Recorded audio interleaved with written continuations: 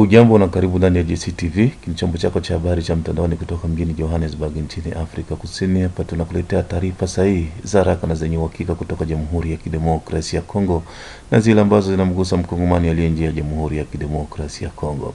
Hapa huwa tunakuletea habari za siasa, uchumi, mazingira, jamii, michezo na kadhalika. Ndani ya taarifa zetu pia huwa tunakuletea uchambuzi kabisa kutoka kwa wachambuzi wetu, lakini pia ripoti mbalimbali kutoka kwa maripota wetu. Leo ni Alhamis, Aprili 23, 2026. Utakayoyasikia ndani ya makala hii.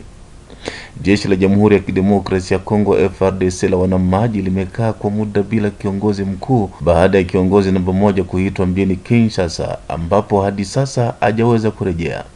Viongozi wa juu wa kijeshi wa Kinshasa walipendelea kumpandisha Capitaine de Vaisseau Unda Gasolowate Bonaventure awe kiongozi wa forsi za maji na kiongozi wa eneo la Kalimi ya wanajeshi pia wa polisi.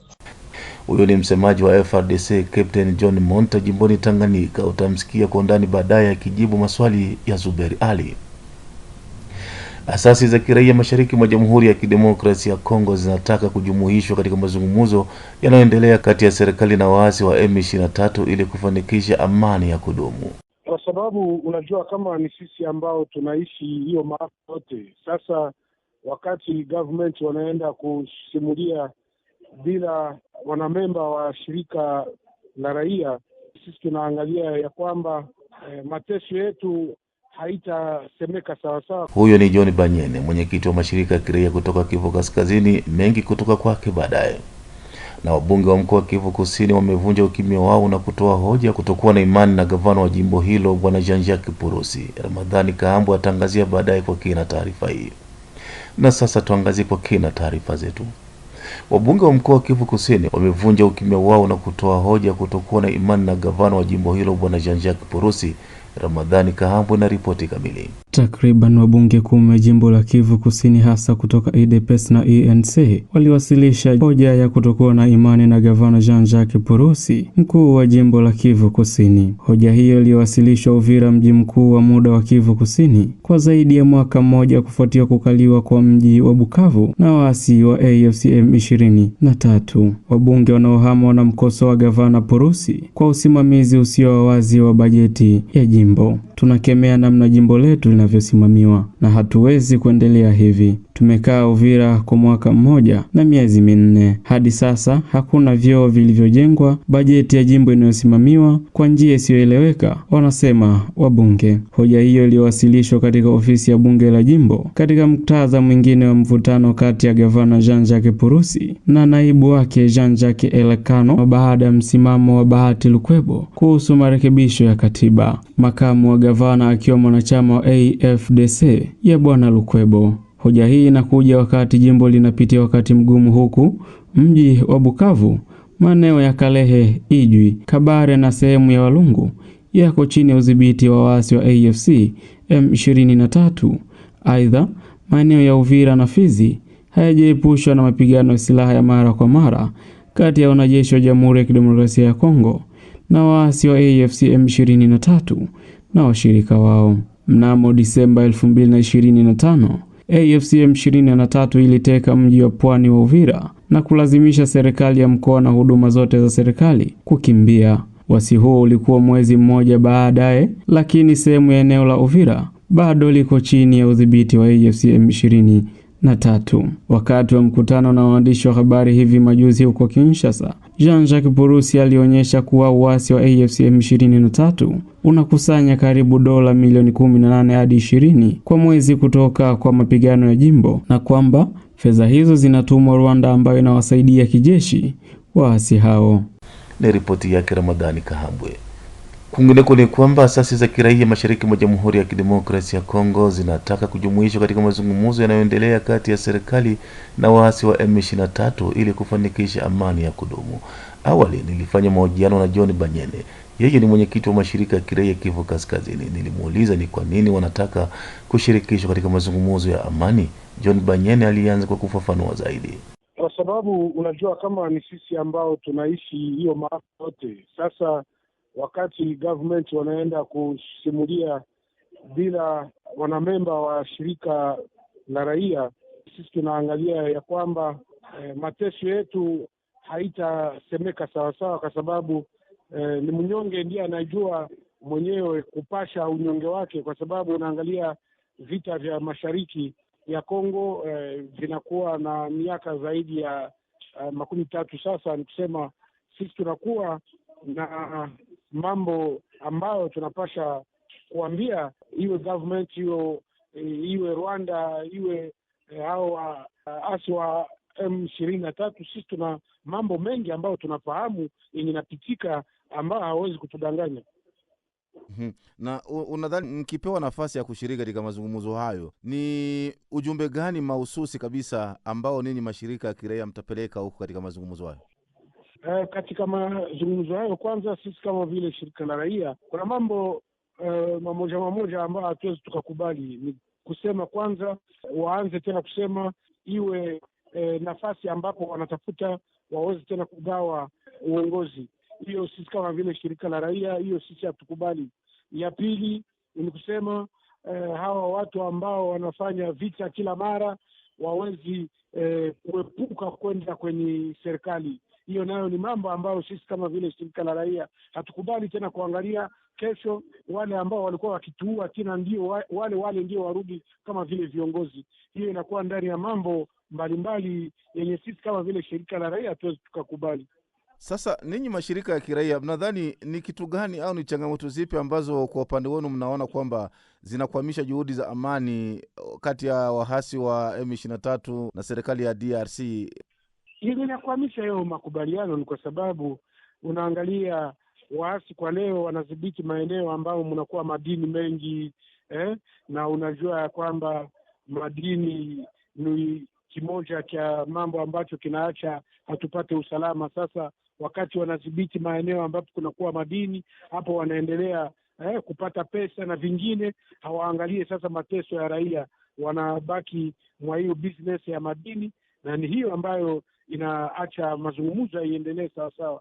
Lakini wangesema hiyo mambo ya madini yote wanafunga, waasi wasipate pesa, vita haiwezi kufanya hata wiki moja au mwezi moja. Na sasa tuangalie hali ya kiusalama kijumla. Hivi mdau unavyozungumza nawe, hali ikoje katika maeneo mbalimbali huko katika mkoa wa Kivu Kaskazini? Hali iko mbovu sana kwa sababu kwa leo unaangalia kuna hao wakimbizi ambao walikuwa ndani ya mji wa Goma ambao walirudishwa makwao bila hata kuwa na kitu kimoja au kwenda kuwasaidia huko ambao walirudi, kwa sababu walirudi ndani ya miji ambayo ilikuwa imeisha kubomoka, na kwa sasa hakuna hata msaada mmoja wa kiutu.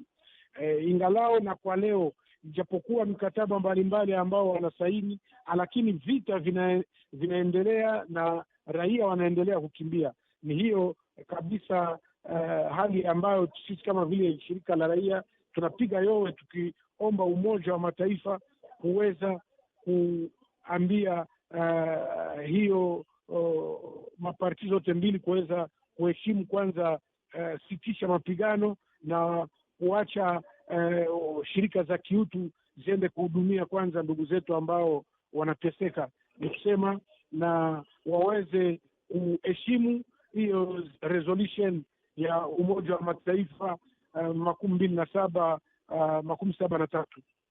Aya, shukran John Banyene. Pengine neno la mwisho, una ujumbe gani kwa serikali ya DRC?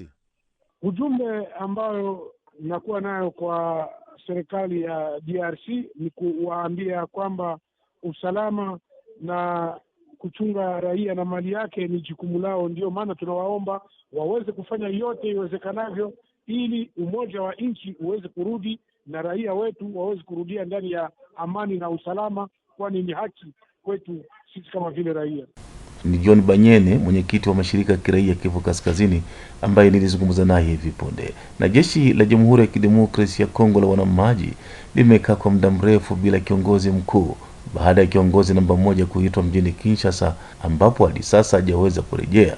Zuberi Ali kutoka Kalemi alimtafuta msemaji wa FRDC Captain John Monta kutaka kujua mustakabali wa jeshi hilo, na kwanza alimuuliza mpaka sasa jitihada zipi zimewekwa na serikali kuu ili kuhakikisha jeshi linakuwa na msimamizi wakati huu nchi ipo kwenye misukosuko.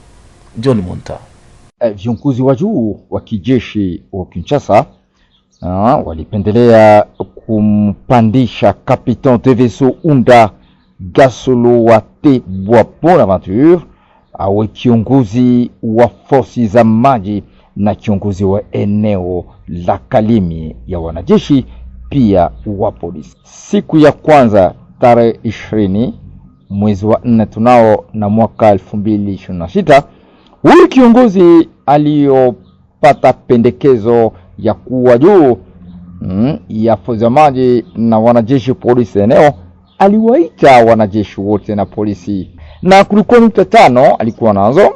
Nukta za kwanza, aliwaambia kwanza wanajeshi wapa kwetu Kalemi na polisi wafungue macho maradufu, kwa sababu bado adui anaweza kupenya hapa kwetu jimboni Tanganyika. Ijapokuwa ameleta ile malengo zake zingine za kubabaisha watu kwamba miondoka, lakini hata nyinyi wanajeshi na polisi pungueni macho, mjue ya kwamba ameweza kupenya na kuingia hapa kwetu. Na la pili, akawakumbusha wanajeshi ya kwamba katika habari hiyo ya parade mixte ya kwamba soda na polisi ana watu wa kuingia katika habari za siasa.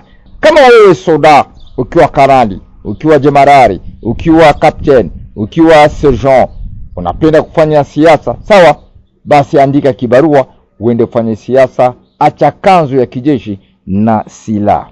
La tatu, kamanda mpya Capitaine de Vaisseau Unda alisema tena ya kwamba ule wote soda ama polisi anakosa kuwa na discipline, huyo soda atapata hukumu, kwa sababu kwa kuweza kazi za jeshi ni kuitika wito wa viongozi, na hiyo wanasema discipline.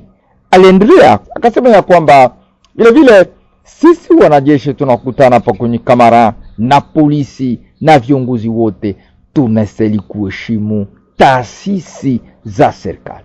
Na la tano sana akasema kwamba tusiwe watu wakuwa wakengefu kama Judas. Kifaransa wanasema ne jamais trahi le pays, kama mzee Laurent Désiré Kabila alizungumzia na kufa nalo. Kama uko soda policier, ijapokuwa franga wamebeberu wanakuja kupatia wa kiongozi wa company, wa kiongozi wa platoon, bwana utuachie nafasi tuongezane hapa, tukamate Kalemi, tukamate Tanganyika, basi ondosha majeshi wako. Hiyo unakuwa mkengeufu. Ujio wa koloneli huyu mpya hapa unakuja baada ya nini? Sababu alikuwa wa muda tu. Yeye alikuwa kwanza namba 2 ya force naval. Basi unajua kwamba watu wanaweza kupita na matasisi za serikali zinabakia. Na hivi amepigiwa filimbi ya uongozi. Ukienda asubuhi kesho kule kwenye kamera, yeye ni colonel, utasikia filimbi ya heshima ama inaita clairon ya heshima, kuonyesha kwamba ametawazwa. Na yule ambaye alitangulia kuchukua nafasi ya yule zamani sasa hivi anapatikana wapi? Huyo ameripetiwa kwenye uongozi mkubwa Kinshasa kwa mambo mengine ambazo batapata mpangilio za kwake. Katika mazungumzo yako umesema swala la usalama, raia wachukulieje swala hilo hapo endapo nyie mnakuwa mnasema kwamba inatakiwa wanajeshi wawe makini, kwani mna wasiwasi kwamba waasi wanaweza kafika hapa jimboni? Ndio, unajua kwamba wasi wepo katika ardhi za Kongo ndugu zangu. Unajua wasi weko Bukavu, wasi weko Goma, M23 walikuwa juzi hapa Uvira, na tunaanza kuwapiga moja kwa moja pamoja na wazalendo wanaanza kurudia nyuma. Basi wasi sio kwa na bunduki, mtu mwingine atakuja kujipenya hapa tu Kalemi. Basi ni hapo wanasema kwamba wanajeshi wawe macho. Hii ni kuambia kama soda siwe mlevi ovyo ovyo, soda siwe mtu wa kupambazika, soda siwe mtu kama aone ya kwamba hakuna kitu. Kama unavaa hii kanzo ya kijeshi ujue kwamba wanaita tenue de combat. lakini wakati wote uwe macho sana zaidi. Tunazungumzia kuhusu ulevi na tunaona baadhi ya wanajeshi ambao wamevaa sare ya kijeshi wakiwa ni walevi. Swala hili mnalipangiliaje kugombana nalo? Ni Jemadari katika habari kwenye parado alimuunga mkono commandant Place. Akasema ya kwamba wale wote wa soda wamelewa pombe na silaha ndani ya makabare, pembe zinatembea. Hivi ndugu zangu mwandishi wa habari, jaribu kwenda kwanza uangalie hapa mikoani, utaona ekipu kubwa la wapembe zimetembea kukamata ule wote mwanajeshi anatembea ovyo kwa ovyo. Asione karatasi, akiwa na bunduki na kizagarazagara, amekamatwa na kupelekwa kwenye hukumu ya kijeshi.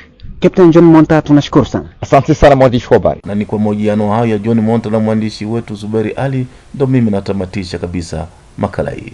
Naitwa Bedi Jean de la Croix, tukutane wakati mwingine. Kwaheri kwa leo.